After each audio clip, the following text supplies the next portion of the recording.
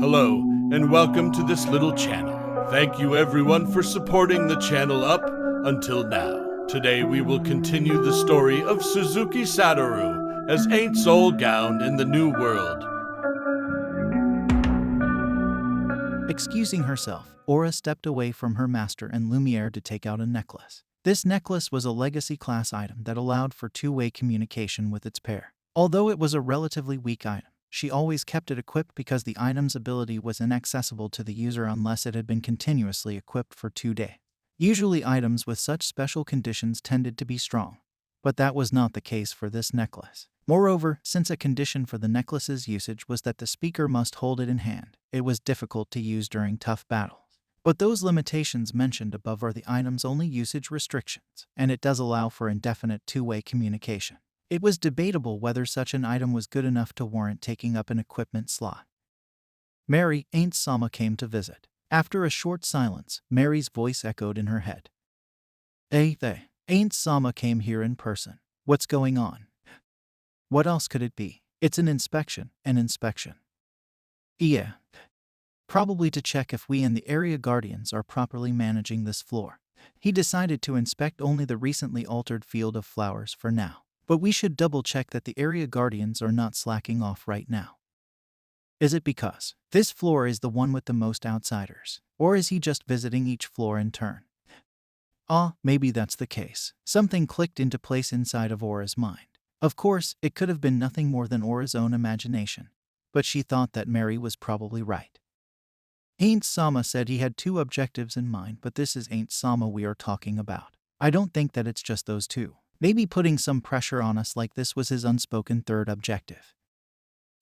Maybe he is confirming that we are handling our most important and fundamental responsibilities diligently, even though our work outside has greatly increased. They had a vague idea as to why he was doing this. Those who had once envied Albedo and Demiurge for their packed schedules, for example, Shaltir and Coccadus, were now increasingly being assigned work outside of Nazarick. They had been given the opportunity to demonstrate their loyalty with their extraordinary military accomplishments, especially during the destruction of the kingdom. Perhaps their master had noticed the kind of festive mood this had created. No matter what auxiliary duties they may have been conferred, Aura and the others were first and foremost floor guardians of the great underground tomb of Nazarick.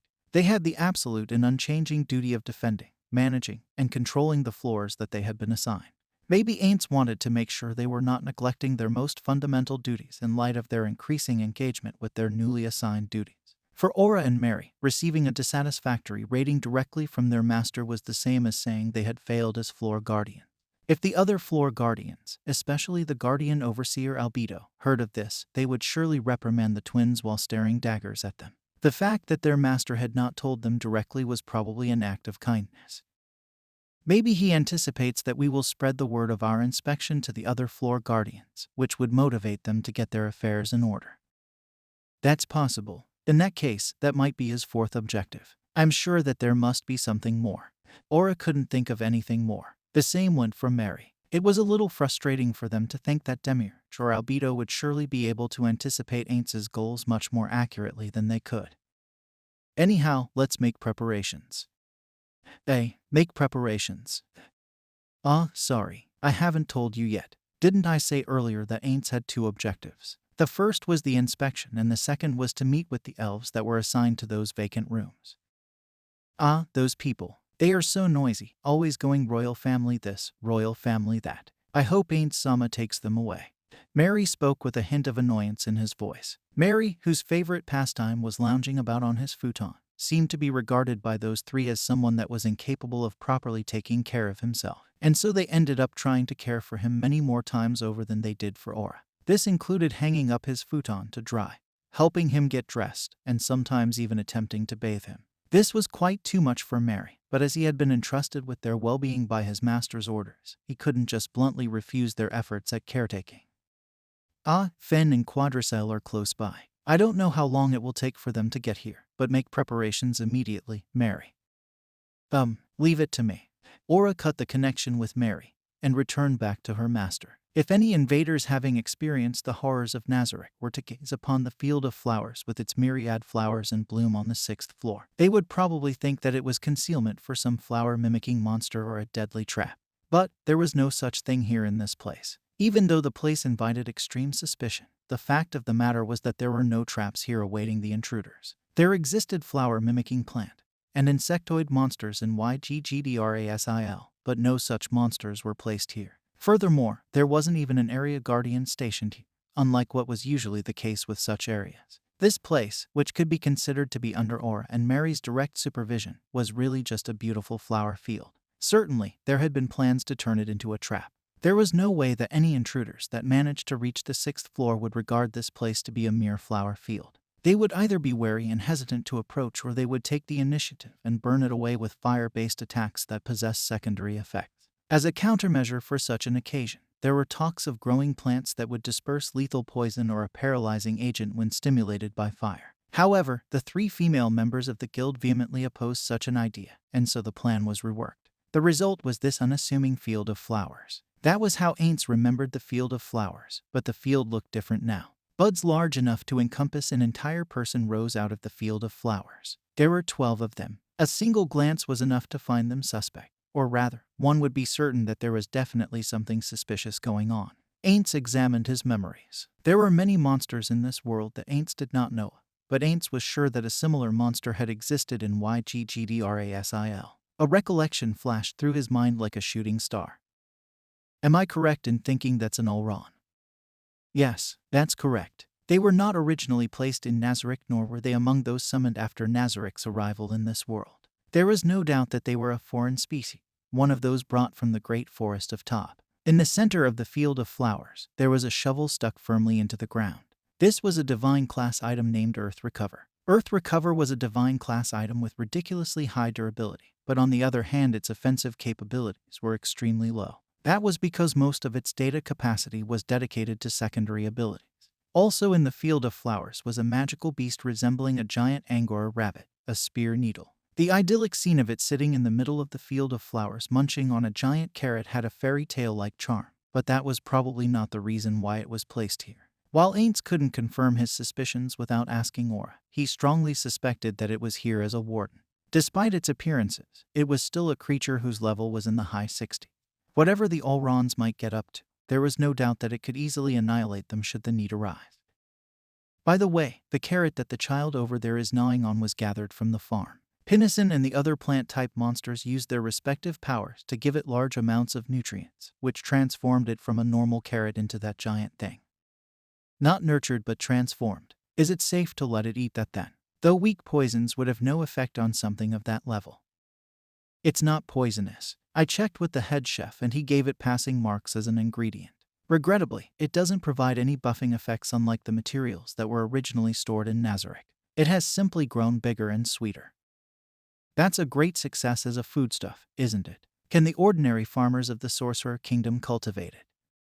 It's impossible. At present, it's difficult to grow them in large quantities even with the help of the plant-type monsters. Even if we use the power of Earth Recover, it seems that just one of them can suck up a considerable amount of the soil's nutrients. It won't go so far as turning the land into a desert, but unless we use magic to recover the soil's nutrients, the fields would need to be left fallow for at least a year. As Ainz and the others looked over the field, one of the buds, the largest one, slowly unfurled. That's the Alrun Lord. It's in charge of all 14 Alruns here. Aura introduced it briskly. There is no doubt she was talking about the Alrun that was opening up. 14. Ainz quickly asked, sneakily recounting the number of Alruns. Not 12. Yes, the other 2 were recently born and are hiding by the flowers. Should I drag them out? No, there's no need for that. Born inside Nazarick, would it be counted as one of Nazarick's monsters? Or was it different? What were its abilities? Many questions came to his mind, but before he could ask Aura, the bud had finished blooming. As he had expected, inside was a feminine-looking monster. Rather, it looked very similar to some monsters he had seen in Yggdrasil. For something named as a lord of its kind, not much was different about it except for its size. Its hair and eyes were the same color as the petals of its flower, and its entire body was green, the same color as its stalk. It was not wearing any clothes, but since its skin seemed to be formed from an amalgam of thin stems, it looked rather uncanny. The features that were probably eyes were slanted upwards and didn't look friendly at all. It gave the impression that the owner of those eyes was irritated. Suddenly, Ainz felt a brief pang of nostalgia. It reminded him of a certain girl from the Holy Kingdom with a pair of fierce-looking eyes. Ainz wasn't one to remember faces easily, but those eyes were something that left a deep impression on him. The monster's expression warped into something wicked. Good morning, Ora-sama. On behalf of the green races, I give you thanks for the wonderful sunlight we have received today. There was no hostility in that crystal-clear voice. On the contrary, Ainz could even sense some respect. It seemed that the smile from before was just a sincere expression of welcome, though even now he couldn't help but feel that it was plotting something behind that smile. The other Alrons rustled their petals, but it didn't look like they planned to open up. However, they could be seen stealing glances at Ainz, their heads unable to be completely obscured by their petals. Not knowing what that behavior signified, it could not be said that they were being impolite. Perhaps this was an expression of utmost respect in Alrun culture. And so, the Alrun Lord turned its gaze towards Ainz.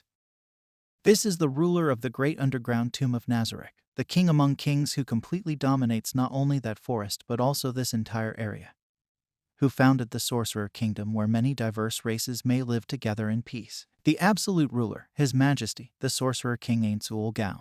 After Ora proudly announced Ainz's presence, the Alrun Lord's face turned even more wicked. The petals of the other Alrons trembled, and they slowly started to hide their faces. Was this because they were alarmed or afraid? Or maybe this was a sign of great admiration. He couldn't be sure from their expressions alone.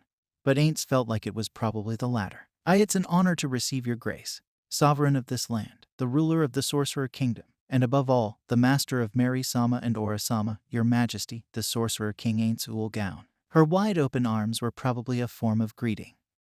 I am named Violet. I am pleased to make your acquaintance. Oi, isn't that just the color of your hair? Ainz thought. To put it simply, it was a straightforward name with little thought put into it.